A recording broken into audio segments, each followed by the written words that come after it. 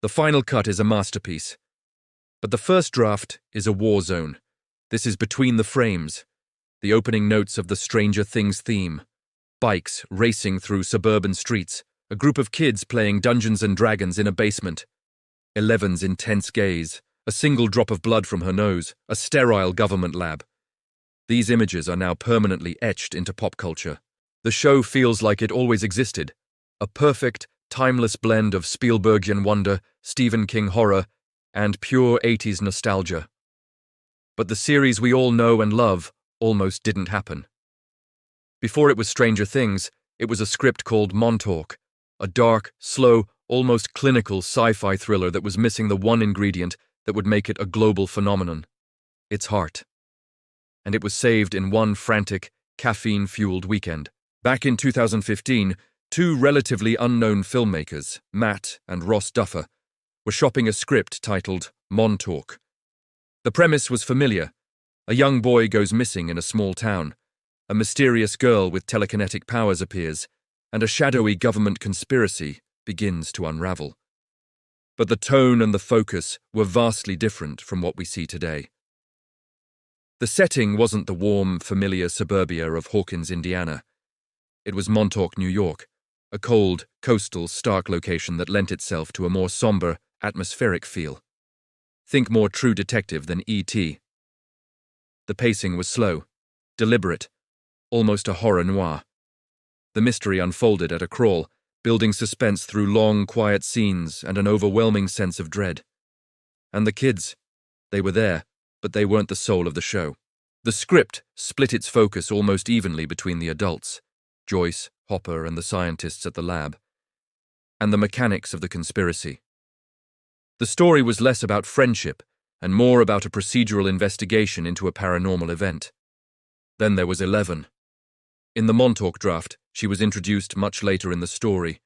She was more of a weapon than a character, a frightening, almost feral force of nature. You were meant to be scared of her, not root for her. And Netflix executives saw the potential. They loved the concept, the mystery, and the Duffer brothers' vision for a dark, 80s-inspired thriller. But they gave one pivotal, show-altering note. It was something along the lines of, "We like this, but we don't feel the heart. We don't feel why we should care about these people beyond the mystery." The project was at a complete standstill.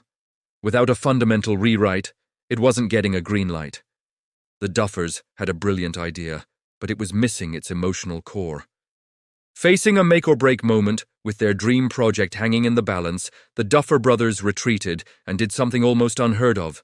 They rewrote the entire pilot script in a single weekend. The changes they made were surgical, yet they completely transformed the DNA of the show. First, and most importantly, they shifted the focus squarely onto the kids. The D&D party, Mike, Lucas, Dustin, and Will, became the undeniable emotional center. Their friendship, their nerdy banter, their unwavering loyalty, and their determined mission to find Will became the story's engine. Scenes in the basement weren't just exposition. They were windows into their bond. Their dialogue was rewritten to feel authentic, capturing the way kids actually talk, full of inside jokes and playground arguments.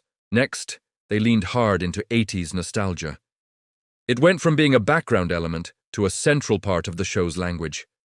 Specific, loving references to E.T., The Goonies, Alien, and the visual style of Steven Spielberg were woven directly into the fabric of the scenes. The music was completely reimagined. The cold, atmospheric score of Montauk was replaced with the iconic, synth-heavy soundtrack that instantly transports you back in time. The character of 11 was also profoundly changed. Her introduction was moved much earlier into the pilot. She was softened, made more vulnerable, more childlike, and more lost.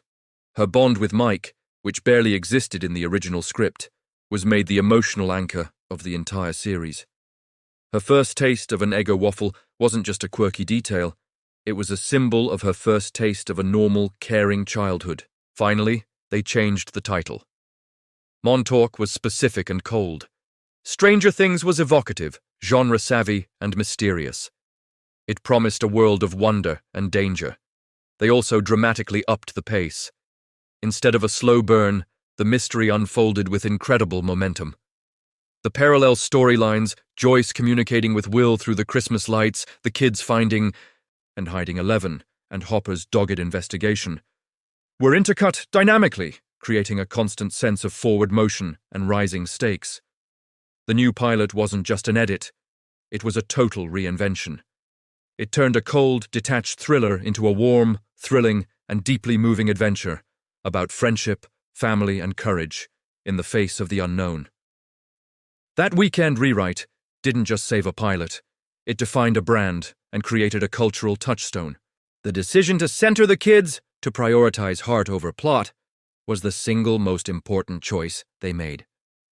It tapped into universal themes of friendship, loyalty, and the bravery of ordinary people. Adults tuned in for the intricate mystery and the nostalgia trip, but they stayed for the characters. Kids and teens watched because they saw heroes they recognized in themselves and their own friend groups. The 80s nostalgia became more than just an aesthetic, it was emotional shorthand. For viewers who grew up in that decade, it was a warm, comforting blanket. For younger viewers, it was a cool, stylized world to discover. You didn't just watch Stranger Things, you felt like you remembered it, even if you never lived through the 80s. The show created a shared cultural memory. This whole story is also a testament to how creative constraints can lead to brilliance.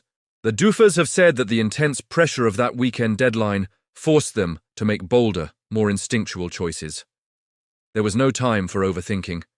They had to go with their gut, and their gut told them to focus on what mattered most, the characters. And let's not forget the unsung heroes here. While the Duffers did the writing, it was Netflix's early feedback that forced the pivot. This is a perfect case study in how constructive notes from a collaborative partner can elevate a good idea into a truly great one. The lesson here is powerful for anyone creating anything. Find the heart before you perfect the plot. The Duffer brothers learned that a great mystery, a cool monster, and a compelling conspiracy are not enough. You need characters worth caring about before the Demogorgon ever pushes through the wall. You need to give the audience a reason to be emotionally invested. For any creators watching, test your early ideas with one simple question. Why should someone care? If the answer is purely intellectual or plot-based, and not emotional, then no amount of twists and turns will save it. Find your Mike, your Dustin, your Lucas, and your 11. Find your heart. What other show or movie do you think was completely transformed by a last-minute rewrite or a pivotal creative decision? I'd love to hear your picks in the comments below. Thanks for watching, and don't forget to subscribe to Between the Frames.